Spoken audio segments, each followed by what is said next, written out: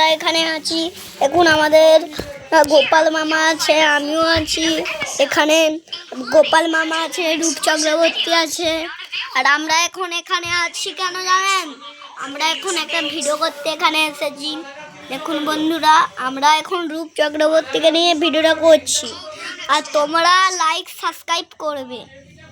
হ্যাঁ, like subscribe না করলে মাথায় একদম ছুঁড়ে মেরে দেবো, কাজে মরবেন, দেখো আপনারা জানবেন না। হ্যাঁ, আমরা আমাদেরকে লাইক 100 মিলিয়ন সাবস্ক্রাইবটা করে দেবে।